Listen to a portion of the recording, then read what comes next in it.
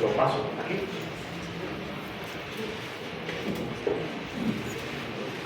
Antes que nada, declaro no tener conflicto de interés, aun cuando en la mesa de ustedes todos tienen un yogur. Y veo que la opinión es grande. Pero declaro no poseer conflicto de interés con ninguna casa comercial, y lo que vamos a hablar en los próximos minutos básicamente es expresión o resultado de investigación clínica, de revisión bibliográfica y de datos expresados en la bibliografía o la literatura de naturaleza científica. Es muy cómodo. No sé si todos me escuchan. ¿Me escuchan? Sí. Vamos a hablar. Bueno, comenzamos con esta lámina. Yo quiero primero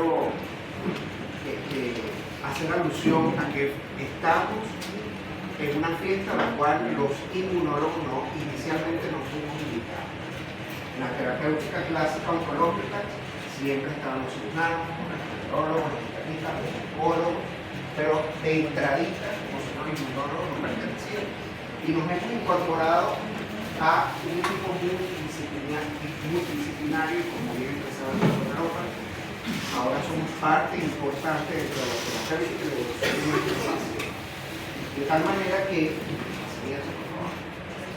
la pregunta es, ¿cuáles son los cimientos o cuáles son los fundamentos por medio de los cuales nosotros, los inmunólogos, ahora formamos parte de la terapéutica actual oncológica? Y vamos a empezar, la que sigue, por favor. Como tenemos un público heterogéneo, tenemos diferentes tipos de espectadores, vamos a hacer, esta lámina es clásica y la utilizo en todas las conferencias, y es justamente resaltar las implicaciones o las funciones del sistema al cual representa, que es el sistema inmunitario o sistema inmunológico. Recordemos que el sistema inmunológico es el sistema dentro de los diferentes aparatos y sistemas con los cuales está constituido nuestro cuerpo, es el encargado de la defensa y protección de nuestro organismo. De tal manera que él va a tener la capacidad de discernir entre lo que es propio y lo que es ajeno. Llamemos ajeno virus, bacterias, parásitos, hongos, y en este caso particular, células aberrantes que aun cuando son propias, son reconocidas como, o pueden ser reconocidas como extrañas.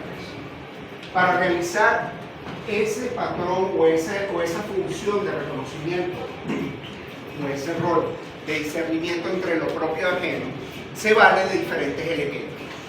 Entre ellos tenemos elementos celulares, que ya ha expresado el doctor Boyano, donde el protagonista fundamental de la respuesta inmunitaria antitumoral es justamente la célula natural killer o célula asesina natural, un tipo de linfocito que es protagonista de la respuesta inmunitaria innata o primaria. Y junto a él, pues hay otros elementos también dentro de la respuesta inmune innata, como son el macrófago, los neutrófilos, los eosinófilos, y además tenemos dentro de la respuesta especializada una célula que viene a ser protagonista esencial porque es el que genera memoria inmunitaria, de manera que cuando el cuerpo se encuentra frente a mutagénesis, que de hecho me valgo y respetando la presencia de los expertos presentes, a diario o digamos en horas se van produciendo mutagénesis de muchas células, pero tenemos un sistema inmunitario eficiente que impide que desde muy temprana edad nosotros, aunque pasa digamos los extremos de edad en los niños por esa insuficiencia que tienen o inmadurez del sistema inmunitario, y los abuelitos por la inmunosenescencia, se vean frente a procesos oncológicos. Y esos señores, esos protagonistas, son los linfocitos T, ya sea el B, productores de anticuerpos, que son los elementos humorales implicados en la respuesta efectiva, o el linfocito T, específicamente el linfocito T citolítico o citotóxico, que digamos, fuera de la natural killer, es el efector por excelencia contra la respuesta antitumoral. Así es. Desde el punto de vista humoral, ¿cuáles son los otros elementos no celulares? Por supuesto, las inmunoglobulinas, que van a ser anticuerpos dirigidos contra antígenos tumorales y que son específicas, elementos del sistema de complementos, citoquinas, quimioquinas, entre otros. Por favor, la que sigue. Muestra, disculpe, atrás. Hay algo importante, y es que cuando cualquiera de estos elementos se ve afectado, entonces nos vamos a encontrar con una condición, una patología que se expresa, o una patología en el ámbito inmunológico. Y he querido desde el punto de vista didáctico agrupar en tres. Inmunodeficiencia, que es cuando el sistema inmunitario no puede cumplir ese rol, ya sea por condiciones primarias o congénitas, que es lo que nosotros conocemos como los errores innatos de inmunidad, o por condiciones adquiridas. Por ejemplo, el embarazo es una condición que puede inducir inmunodeficiencia secundaria, o procesos infecciosos, como en el caso de la infección por el virus de inmunodeficiencia humana, la inmunosenescencia, como les dije, o la inmadurez. Otro, cuando se pierde esa capacidad de discernimiento entre lo propio y ajeno, y entonces nos vamos a encontrar con los procesos, como mencionaba el doctor Moyano, que son los procesos de autoinmunidad o de autoagresión, cuando se pierde esa capacidad de reconocer lo propio y el cuerpo empieza a atacar el caso clásico, el lupus, la artritis, entre otros. Y los procesos de hipersensibilidad, que son más respuestas exageradas, magnificadas y que muchas veces pueden ser hasta letales, como es el caso de la anafilaxis. La que sigue.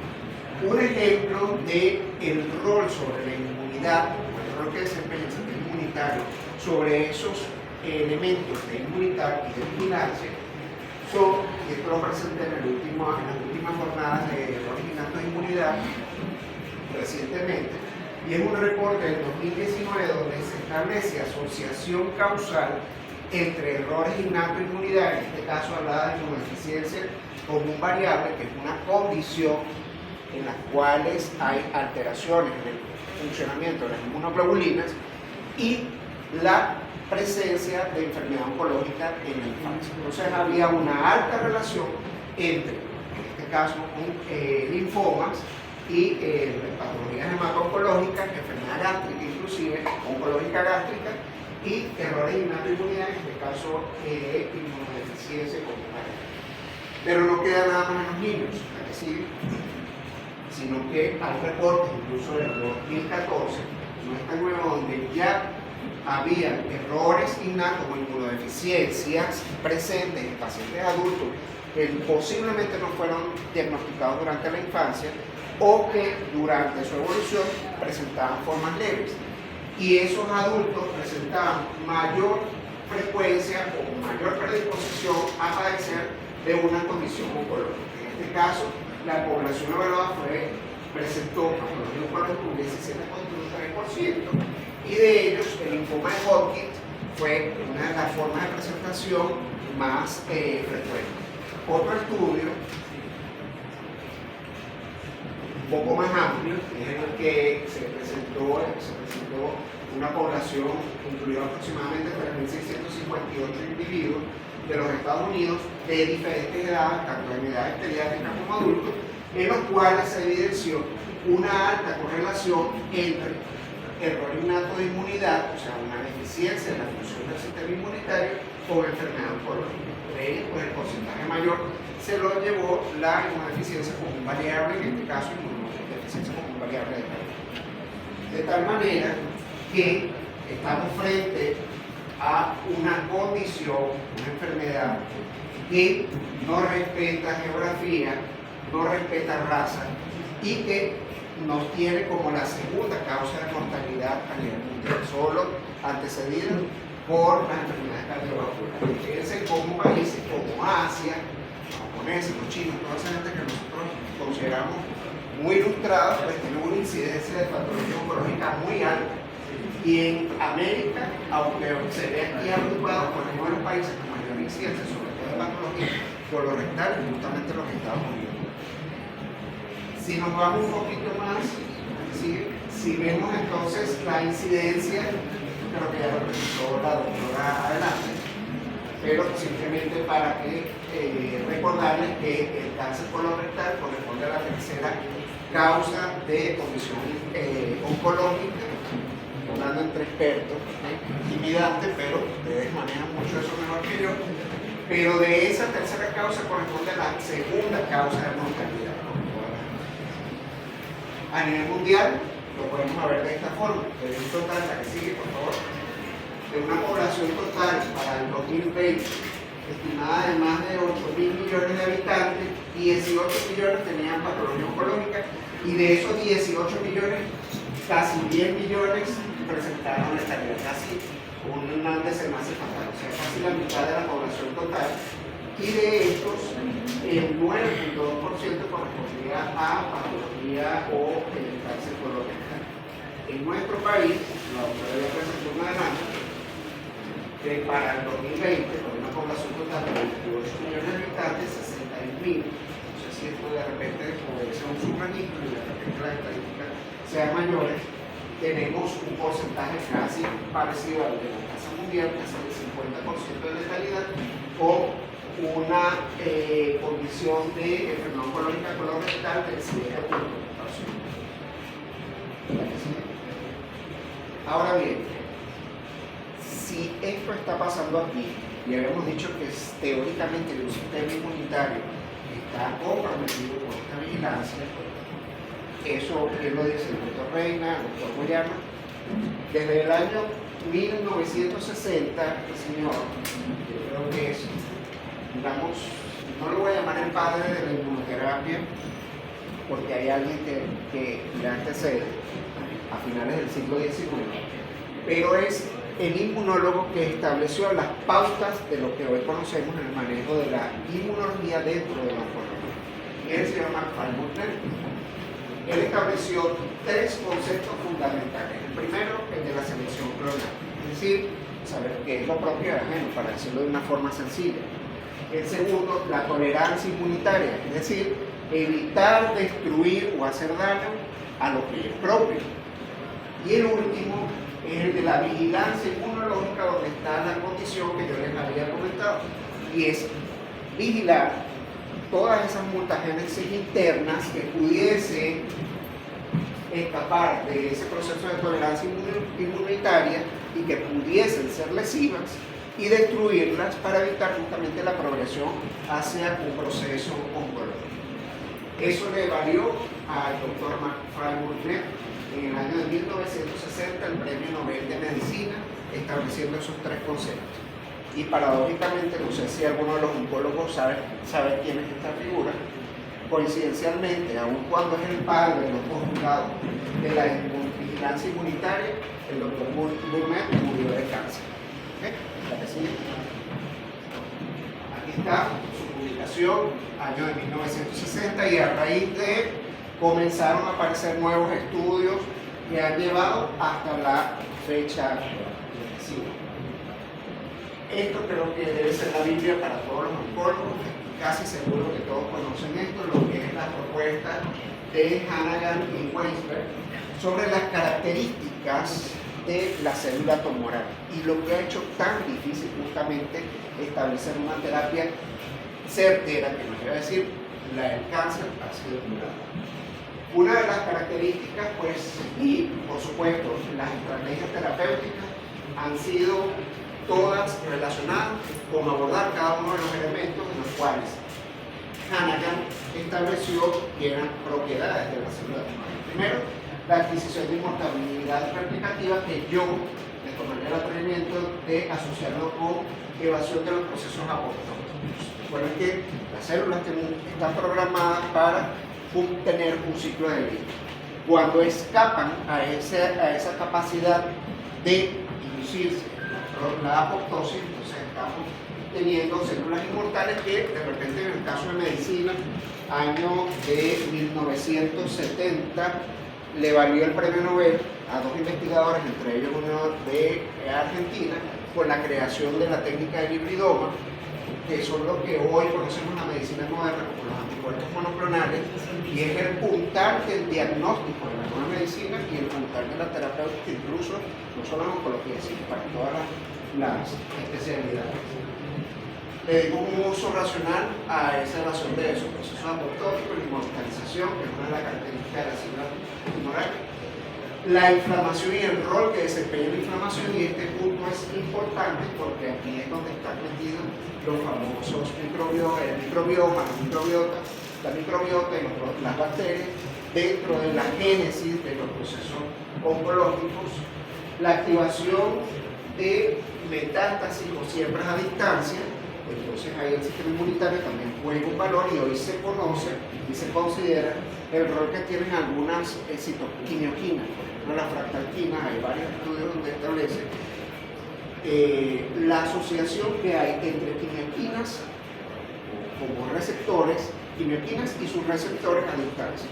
De tal manera que se trata de dar una explicación a que cada línea oncológica, cada tumor tiene prácticamente un comportamiento metastásico similar, y es que aparentemente, según lo que se establece, existe una relación entre el ligando receptor y en este caso una quimioquina a distancia, lo que va a favorecer el viaje y la siembra de la célula tumoral. Por supuesto, la neovascularización está dentro de las estrategias terapéuticas, porque lo maneja mucho mejor desde el punto de vista clínico. Dentro de las estrategias terapéuticas para el cáncer colorectal, la utilización, los primeros aprobados datan del año 2004, si no me acuerdo. Mutación, la inestabilidad genómica, por eso vemos las diferentes receptores cuando utilizar uno u otro anticuerpo monoclonal, dependiendo del tipo de cáncer, con una alta rata de mutación.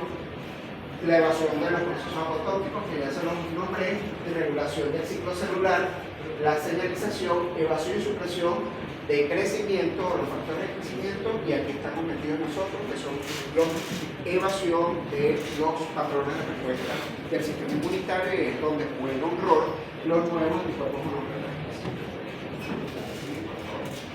Estos son algunos de los mecanismos de evasión que utiliza la célula tumoral para inducir resistencia y evitar justamente un efecto propio, ellos pues la baja expresión de antigénica, la mutagénesis, justamente la inhibición de los puntos de control, perdón, la activación de los puntos de control de manera de evitar la citólisis mediada por ese efector por excelencia que es el linfocito citotóxico, y pues también en algunos órganos inmunoprivilegiados, como en el caso de los testículos. Ahora bien, hasta ahora las estrategias terapéuticas, y son parte de los que están aquí sentados con nosotros, por eso decía que nos hemos invitado, pero no estábamos invitados a esta fiesta terapéutica. Las estrategias eran quimio, cirugía y radioterapia. De hecho sigue siendo así, y sería irresponsable de mi parte establecer un juicio de valor o atribuirnos era parte de la pregunta que hacía la doctora, pero las tres tienen algo en común, y es que las tres inducen inmunosupresión. Entonces estamos hablando de un sistema inmunitario que teóricamente es inmunocompetente, que está diseñado autogénicamente para producir lisis tumoral, pero que a su vez, además de los efectos propios de la célula tumoral, vienen modificados por inmunosupresión inducida por la terapia. Este sí es el padre de la inmunoterapia actual, conocida, y a raíz de él incluso los primordios de lo que hoy conocemos, la modificación, la utilización de bacterias, el microbiota intestinal, están ligadas justamente a los hallazgos y a las investigaciones del doctor William Collins, que a finales del siglo XIX observó que pacientes con osteosarcoma tenían un comportamiento dual. Aquellos pacientes con osteosarcomas que presentaban infección local por erisipela tenían una sobrevida mayor que aquellos pacientes que no tenían infección agregada. Esto lo llevó a, posiblemente la ética la bioética no se manejaba mucho en aquel tiempo, pero a experimentar con algunos de los pacientes con osteosarcoma y a inocularles concentrados de estreptococos piógenes intralesionales, y observó con muy buenos resultados la evolución, incluso una sobrevida que, según lo que reporta la bibliografía, para un paciente una sobrevida que no se teóricamente estimada para ese momento no mayor de 1 año, se prolongaba hasta 8 años. Él entonces creó algo que se llama la toxina de coli, que es básicamente un preparado con estreptococos piógenes y serratanase de toxina, y se aplicó y fue parte de la inmunoterapia durante muchísimo tiempo, con una eficacia casi del 50% según lo que establece la bibliografía. Eso dio pie entonces al primonio. las bacterias, simbiontes o algunos elementos bacterianos pueden estar implicados en ese proceso de terapia antitumoral. Más adelante, por ahí en los años de 1978, viene a jugar el rol otro, en este caso no una bacteria, sino un actinomicetal, que es el bacilo de Calmette-Guerin. ¿Okay? Y se observó que el bacilo de Calmette-Guerin podía inducir inmunomodulación estimulante frente a algunos linajes tumorales. Tan fue así que para 1990 la FDA lo incorpora dentro de las estrategias terapéuticas en el cáncer vesical. Entonces tenemos ya diferentes elementos bacterianos, diferentes microorganismos implicados en la modulación de la respuesta inmunitaria y a su vez en la terapéutica oncológica con una visión. Eso fue avanzando, aquí llegamos a 2000, pero más adelante vamos a ver hasta ahora qué se está trabajando. ¿Sí? Teniendo en consideración esto, entonces hay unos conceptos básicos que tenemos que saber, porque no es hablar de bacterias, sino hablar de microbiota, que va a hacer referencia a la comunidad de microorganismos vivos residentes en un nicho ecológico determinado. Y el nicho ecológico por excelencia, donde habitan la mayor cantidad de bacterias, justamente el tracto gastrointestinal. Hay otros, por supuesto, la piel, las vías respiratorias, pero por excelencia, de hecho, los estudios sobre microbiota más avanzados que se han hecho es justamente sobre la microbiota intestinal. Además, este concepto y otros conceptos que tenemos que tener en consideración, que es el microbioma, es el conjunto formado por los microorganismos, sus genes y sus metabolitos en ese nicho. La metalogenoma corresponde a la sumatoria del genoma, el material genético de las bacterias y del individuo. En este caso, nosotros los seres humanos. Y la disbiosis corresponde a la pérdida del equilibrio entre las células de un organismo humano y la célula. Es decir, cuando se pierde el equilibrio entre esos cohabitantes que están en el nicho, los que anteriormente se llamaban saprófitos, no patógenos, y los patógenos. De tal manera que vamos a definir microbiota como un conjunto de microorganismos que habitan un hábitat determinado. En este caso nos estamos refiriendo para cáncer colorectal a el tracto gastrointestinal. Se establece ahorita que hay aproximadamente 10 a la 14 microorganismos en el lumen intestinal, casi 100 millones de bacterias, y por mucho tiempo se consideró que la relación era 1 a 1 entre bacterias y células. Hoy se sabe que hay más bacterias en nuestro cuerpo que células, o sea, supera en mucho la cantidad de microorganismos que tenemos en nuestro intestino. Además, obesidad, las alteraciones o transmisiones dietéticas, el cigarrillo, los fármacos como factores que pueden modificar esa colonización o esa flora habitual, de esa que yo les hablé del 98%. ¿La que sigue? Pero la pregunta es, ¿qué sucede? ¿Cuáles son las implicaciones que esta microbiota puede tener sobre el intestino? Tenemos primero que debe existir un irritante tumoral o que puede inducir la formación de tumorogénesis. Hoy se sabe y se establece que el cáncer normalmente va íntimamente ligado a procesos inflamatorios de carácter crónico. ¿Qué es lo que sucede en el caso de la microbiota y en el caso de los procesos? Primero, hay un proceso inflamatorio en el cual, no voy a ahondar en eso, que podemos hacer y podemos pasar rato aquí hablando, activación de diferentes rutas metabólicas aguas abajo a nivel celular, en las cuales están las modificaciones o las implicaciones que tiene el factor nuclear kappa beta, la vía de JAK-STAT3, entre otras, y cómo estos procesos aguas abajo son capaces de activar o inducir la formación de especies reactivas de oxígeno y especies reactivas de nitrógeno.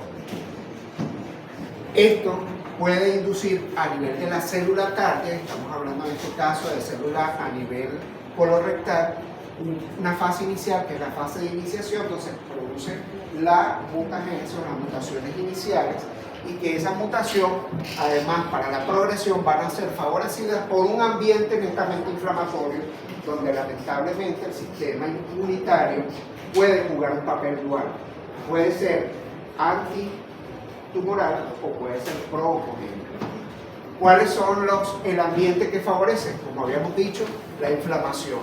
Y en este caso, los protagonistas pueden ser el macrófago, el neutrófilos y las citoquinas de tipo TH1 o citoquinas inflamatorias, que son interleuquina 1, interleuquina 6 y el factor de necrosis tumoral. Todo esto va a condicionar pues justamente la evolución hacia esa célula tumoral, y todo favorecido por un ambiente donde los procesos inflamatorios a nivel del lumen, condicionados por una disbiosis intestinal, van a generar o van a favorecer a largo plazo la génesis de proceso colorectal. Para ninguno de nosotros, algunos de los estudios que apoyan este tipo de afirmación, pero en este caso estamos viendo lo contrario, como ahora una microbiota benéfica dentro de ese 98% es capaz de producir una sustancia que tiene efecto antiinflamatorio, antineoplásico y modulador de la respuesta inmunitaria. Entre ellas vale la pena citar el butirato, el propionato y el acetato. Hoy se sabe que niveles disminuidos de butirato pueden servir como un biomarcador para determinar riesgo, progresión y gravedad del cáncer colorectal. Asimismo, se estableció en este estudio una comparación entre personas sanas y enfermas con patología colorectal, y vieron que en aquellos pacientes que había enfermedad oncológica, pues se evidenció una notable disminución de las bacterias que producen butirato. ¿Okay? La que sigue. Ahora bien, ahora les pregunto a ustedes, ¿pueden los microorganismos promover el desarrollo y progresión del cáncer? Después de lo que hemos hablado. Okay. Básicamente recuerden que estamos hablando de que pueden tener un comportamiento dual, al igual que el sistema inmunitario. Si estamos hablando de microorganismos propios, colonizadores, dentro de ese 98%, productores de butirato, ellos van a generar un ambiente,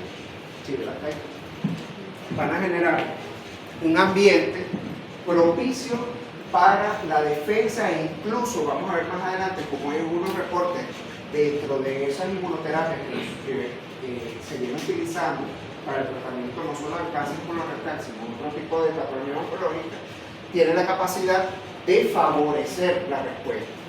Pero además de eso, si hay una disbiosis intestinal y procesos inflamatorios crónicos, sí puede efectivamente condicionar, en este caso, al que es el protagonista del día de hoy, a enfermedad oncológica, en este caso cáncer colorectal. Por cualquiera de esos elementos que nombré anteriormente, y aquí traigo 3 más que están reportados en la literatura, que es la mala utilización de antibióticos, la automedicación. Ojo, nosotros los médicos somos los primeros que tomamos antibiótico-terapia sin prescripción. Lo otro, el rol que desempeñan algunos xenobióticos, el tabaquismo metido en todo, y algunas hormonas y señales que están, señales aguas abajo que pueden ser identificadas o rutas metabólicas. La que sigue. Entonces, en conclusión, tenemos que el microbioma intestinal afectado por la disbiosis puede inducir alteraciones o procesos inflamatorios crónicos que van a promover la liberación de gran cantidad de toxinas, que es lo que habíamos colocado en el dibujito arriba, toxinas oncogénicas o procogénicas, que pueden inducir lesión del ADN o ruptura del ADN del huésped y inestabilidad genómica e inicio de la patología. Un ejemplo clásico es de la polibacteritis, inclusive presente en bacterias como la Escherichia coli. La que sigue. Ok, ahora lo contrario, ya les di un adelanto sobre esto. Este estudio ya desde el 2013 se hablaba sobre el rol que desempeñan los ácidos grasos de cadena corta y el butirato sobre el efecto modulador y protector contra la formación de células tumorales a nivel del colon, la que sigue. Y otros estudios, en el caso de los efectores, en este caso ya no del linfocito T citotóxico, que es específico, sino la NK, que es la primera de defensa, como los lipopolisacáridos expresados por algunas de esas bacterias son capaces de activar los receptores tipo TOL, o que pertenecen al grupo de los patrones de reconocimiento, receptores de patrones de reconocimiento, y que son a su vez capaces de modular la respuesta inmunitaria de la célula NK y más adelante pues la célula específica que es el linfocito T, la que sigue. Otros estudios establecen la asociación entre la relación que tienen los lactobacilos y que se han asociado con la inmunidad del huésped, sobre todo ante las células NK, el rol que desempeñan las células dendríticas, ese procesamiento antigénico y la expresión de los antígenos tumor específicos, la respuesta de los linfocitos Th1, que ya dijimos que podía ser dual broncogénica o inhibitoria del cáncer tumoral, y algunos estudios donde se verifica que se reporta que el lactobacillus casei puede desencadenar apoptosis, cosa que habíamos visto por la propuesta de Hannagan, que se veía inhibida en las células tumorales por medio de la activación de la vía de la sinasa. Eso correlacionado con uno de los metabolitos, que es el metabolito de ferriclorio. La que sigue. Ahora bien, antes de hablar sobre las inmunoterapias, sé que es largo, pero como dice el doctor, es muy difícil hablar de inmunología y sobre todo inmunología en cáncer en muy pocos minutos. Simplemente voy a hacer un brief de qué más hay sobre la mesa y hacia dónde vamos con todo esto.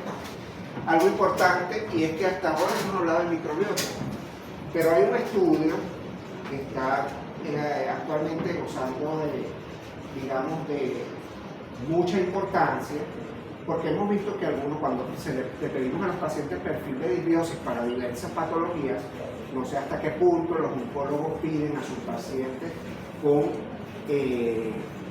cáncer de colorectal, piden perfil de disbiosis intestinal en diferentes fases o diferentes momentos de la enfermedad.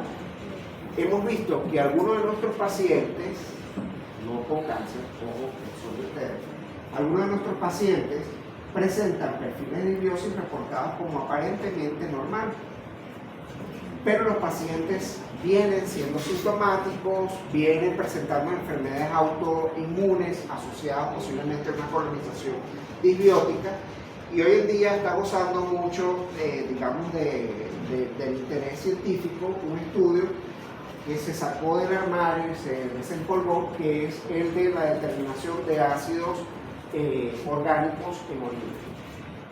Este estudio nos va a permitir evaluar los productos metabólicos de todas esas bacterias, y de esa forma pues entonces ya nos pueden dar marcadores, como en el caso del butirato, como un marcador predictivo para cáncer colorectal. Ahora bien, ¿qué es la inmunoterapia? La inmunoterapia es el tratamiento que pretende restaurar la actividad del sistema que está realmente diseñado para combatir esto. La que sigue. Entonces, estimular la respuesta inmune antitumoral, buscar reducir los mecanismos de supresión inducidos por el cáncer, aumentar la inmunogenicidad del tumor, o sea, hacerlo más apetecible, y cuarto, aumentar la tolerancia a drogas citotóxicas y radioterapia. La que sigue. ¿Cuáles son las ventajas? Uno, que las células te migran, es decir, es móvil, puede llegar hasta el sitio donde está el tumor. Dos, tiene memoria, importante, por lo que hablábamos de lo de las recaídas. Tres, aquí sí voy a hacer un asterisco, la respuesta inmunitaria no es tóxica, es variable. Incluso la inmunoterapia, ahorita hemos visto, por ejemplo, la alta toxicidad de algunos, incluso los anticuerpos monoclonales que se vienen utilizando, y los receptores antígenos conjugos de células T, ¿no? Aquí vamos a hacer un ápice, pero teóricamente no debería ser tóxica porque debe ser fisiológica. La quimioterapia es constante. Eso cuando hablamos de, por ejemplo, monoclonales bifásicos o monoclonales asociados a quimioterapia, estimulados por el tumor, y protege contra las recaídas. La que sigue. ¿Cuáles son las alternativas? Hay muchas. Se vienen utilizando desde la inmunidad activa artificial para la utilización o la elaboración de vacunas con diferentes formas antigénicas. Todavía se está estudiando, no es parte de nuestra presentación. La inmunoterapia pasiva celular, células ya activadas, ya sea activadas por interleuquinas o modificadas o reprogramadas por ingeniería genética, que sean antigenotumorales específicas y que vayan contra un target particular. Inmunoterapia pasivo-humoral, que es donde está centrada actualmente la terapéutica contra el cáncer colorectal, aquí es donde estamos. Sin embargo, vamos para la inmunoterapia pasiva celular y, por supuesto, la inmunoterapia no específica con adyuvantes, entre ellas la citolina. ¿Qué sigue? Esta es la otra parte de la curva inicial, donde veíamos la progresión, y aquí pues está entre el 2004 y 2006 aparecen tres de los monoclonales o la inmunoterapia pasiva que ustedes ven utilizando de forma clásica en la terapéutica del paciente con patología cáncer colorectal, que son el cetuximab y el otro, el Avastin, que es el bevacizumab, ¿no? El otro de lo que está explicando. Y el panitumumab es otro de los fármacos de los monoclonales que vienen, digamos, utilizándose desde esa fecha. A partir de ahí han sucedido diferentes eventos hasta la que sigue, la aparición o los reportes, porque no aparecieron los reportes sobre el rol que desempeñan los inmunocheckpoints o los puntos de control sobre la respuesta citolítica del linfocito T, efector por excelencia, que ya lo he dicho varias veces.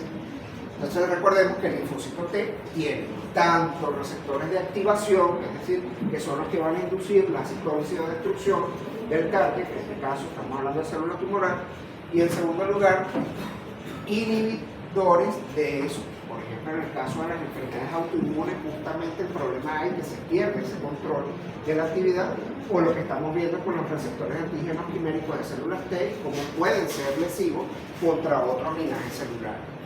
Entonces, basado en esto, se ha propuesto, la que sigue, desde el año 2018, aunque los estudios datan desde mucho antes, la modulación sobre los inmunocheckpoints, los inhibidores de los puntos de control.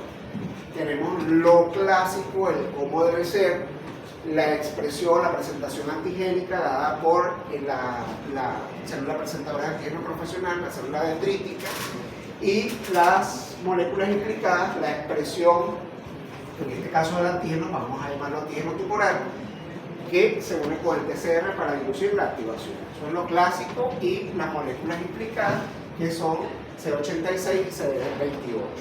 Es el clásico, es una señal en este caso de activación o señales de inhibición, donde están, por ejemplo, en puntos de control como CTLA4 o PD1, lo podemos ver aquí. En el caso de la célula tumoral tiene la particularidad que puede expresar ligandos que actúan sobre los receptores PD1 o receptores de proteínas de muerte tipo 1 o punto de control. Es decir, una molécula que inhibe la actividad citolítica de la célula T, así como lo hace también CTLA4, entre otros.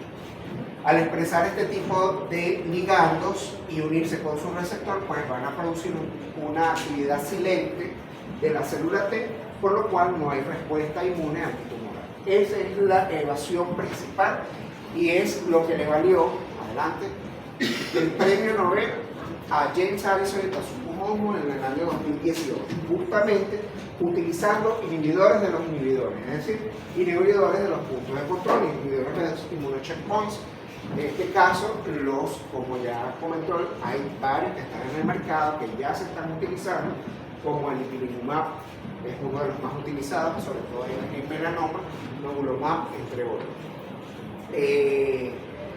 Bien, esto es las estrategias que ustedes tienen y las dosis y las mezclas, las alternativas como ustedes manejan los diferentes recursos que ha dado la inmunología para el manejo de los pacientes con cáncer colorectal. Entonces tenemos algunos monoclonales como el cetuximab, el pertuzumab, el pembrolizumab y por supuesto los inmunocheckpoints como en el caso del ipilimumab.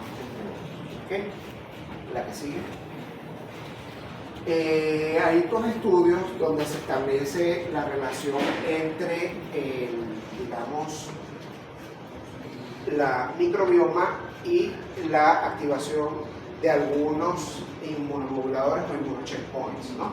En uno de los estudios se observa cómo el butilato puede favorecer la actividad de inmunomodulación, es decir, de bloqueo sobre los puntos de control y mejorar.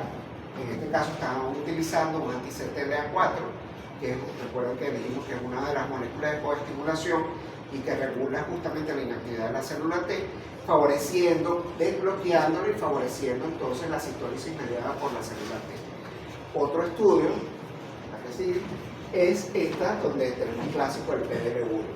Entonces, aun cuando la microbiota, en este caso, juega un papel destacado en la eficacia del bloqueo inhibidor del punto de control PDL1, el bifidobacterio o la bifidobacteria tienen la capacidad de promover o facilitar justamente la actividad o promocionar la actividad de bloqueo de los puntos de control y promover la actividad citolítica del linfocito TCD8, tal y cual como vemos ahí en la figura. ¿Hacia dónde vamos? Y ya queda poco. Vamos a lo siguiente. 1. Next, la que sigue. Inmunoterapia celular pasiva. Justamente en esto se está trabajando. Lo que el doctor Garofalo establece es correcto. Lamentablemente, digamos, la parte económica está bastante limitada en nuestro país, pero hay países en los que la terapéutica con inmunoterapia ya es política de Estado, por ejemplo España, la utilización de receptores de antígenos quiméricos de células T para el manejo de algunas patologías oncológicas, en este caso la leucemia. También tenemos la reprogramación de células T que expresen receptores T antígenos tumorales específicas, reprogramados y reinfundidos al paciente por transferencia adoptiva, o células modificadas o activadas, ya sea células activadas por citoquinas, linfocitos NK activados por interleuquina 2, aunque esto no es nuevo, esto es viejo, lo vamos a ver en la próxima lámina, y los linfocitos infiltrantes del tumor, algo muy parecido a lo que hizo el doctor Cole, lo hizo con bacterias, en este caso son linfocitos presentes en las masas tumorales del paciente, que son reprogramados, activados con interleuquina 2 y luego reinsertados sobre el tumor. Sobre las NK, que son las activadas, las que siguen, que son las células LAC, ya miren, desde el 1986 ya el doctor Rosenberg hablaba sobre justamente activación de esas células que son dentro de la inmunidad innata los efectores primordiales de la respuesta inmune antitumoral. La que sigue. Lo que les comenté de las células activadas por citoquinas, la que sigue, los linfocitos infiltrantes de tumor, fíjense la modificación, linfocitos que son activados ex vivo y que luego son por transferencia adoptiva reinoculados al paciente, la que sigue, los receptores antígenos quiméricos de células T, que es lo que está ahorita más en boga, hacia eso vamos. Y básicamente, la que sigue, es insertar dentro del genoma de las células material genético que codifique para proteínas que den la estructura de los diferentes dominios que conforman los receptores de antígenos quiméricos y que son antígenos tumorales específicos. De manera que es lo que llamamos la terapia dirigida como tal. Aquí tengo hasta la tercera generación, hoy se maneja hasta una quinta generación, donde incluso el gran problema de los receptores antígenos quiméricos es cómo detener la actividad citolítica de la célula T y la alta toxicidad que presentan los pacientes, entonces la incorporación de receptores fotoactivables, como lo vamos a ver más adelante.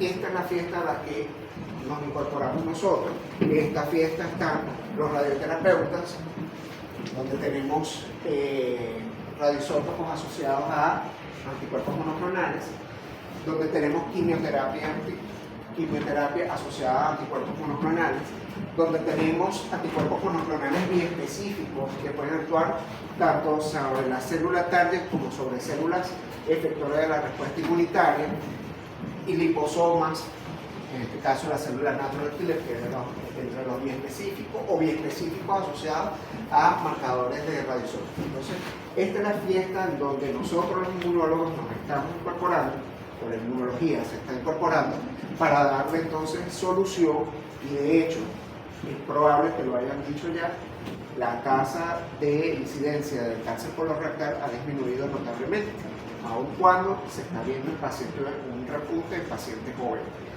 Posiblemente que esté asociado ahí, posiblemente sean los hábitos, la utilización de grasas trans, los hábitos, el tabaquismo, entre otros. La que sigue, inmunoterapia no específica, como citoquinas, adyuvantes. La que sigue. Aquí está la utilización de también microorganismos, parte de lo que venía haciendo el doctor Jacinto Convit con la utilización de Bacillus calmette como inmunomodulador en diversos linajes celulares, el Instituto de Biomedicina. Parte de lo que nosotros estamos haciendo, esto es un trabajo que hice con el Instituto Venezolano de Investigaciones Científicas, con un fármaco que yo estoy seguro que el doctor en algún momento escuchó, porque se utilizó durante algún tiempo como inmunomodulador en la respuesta inmune antitumoral, que es el fosfato de levamisol o el levamisol, que salió del mercado porque era un antiemítico, porque justamente se le dio un mal uso en el punto potencial los efectos de las drogas de abuso. Entonces los que se drogaban aprovechaban y consumían también levamisol. Pero lo traemos nuevamente a colación y de hecho hay algunas pautas donde se utiliza el levamisol en la terapéutica oncológica. Inhibía la funcionalidad clínica secundaria con el levamisol. Correcto. Empezaron a trabajar con cáncer de colon también. El levamisol. Son receptores antígenos quiméricos y más allá dentro de esa propuesta esperanzadora, que yo estoy seguro que sí, porque hasta yo creo, me atrevería a decir que todavía se siguen utilizando análogos de la mostaza nitrogenada que se utilizó durante la Guerra Mundial, la Primera Guerra Mundial, para eliminar a personas, todavía se está utilizando como alternativa terapéutica para el manejo del cáncer. Entonces, y ha cambiado mucho, las estadísticas han modificado y ahora es mucho más de lo que se conoce sobre esto. De tal manera que las nuevas propuestas van hacia la optogenética, que es la inducción a través de incorporación de material genético en esos receptores de antígeno quimérico, de receptores fotoactivables, es decir, que puedan ser modificables, que pueden ser activables, la que siguen a través de la luz, tal y cual como los experimentos que se habían hecho con el sistema nervioso central en animales de experimentación rara. Esos famosos electrochoques que se le daban a pacientes psiquiátricos y que modificaban su conducta cuando estaban desquiciados, cuando estaban fuera de control. Eso, más o menos bajo ese basamento se indujo la despolarización o las modificaciones celulares tras la incorporación de receptores fotoactivables en receptores de antígenos de células T para detener justamente la función. A eso es lo que vamos. Y dentro de, ¿y cómo vamos a meterle eso? ¿Y cómo vamos a meter la luz allá adentro? En una célula que es móvil, hay varias propuestas. Una de ellas es la colocación de microelectrodos a nivel de los ganglios linfáticos, órganos linfoides secundarios. Otra de ellas es la utilización de enzimas, como la luciferasa, esa misma que le da luz a las luciérnagas, dentro del organismo y que sean capaces de activar o modificar esos receptores fotoactivables. Y la tercera, que es la que está usando mayor importancia y relevancia, en la utilización de nanopartículas de lantánidos, que son sustancias capaces de generar emisiones de luz de manera propia. Aquí estamos, esto es un resumen de todo. Fíjense que la microbiota ahora se incorpora dentro de las diferentes estrategias terapéuticas. Aquí hay un poquito de todo lo que hemos hablado, creo que fue un poco amplio, pero creo que tenemos, adelante, sí creo en un mañana esperanzador. Hay mucha gente, de ustedes que están ahí sentados, los que se especializan en esta área y los que no somos especialistas en oncología, pero que estamos trabajando también con cáncer, estamos trabajando. Una foto del curso de biología celular y molecular, al cual en aquel tiempo se quiso incorporar al servicio de oncología.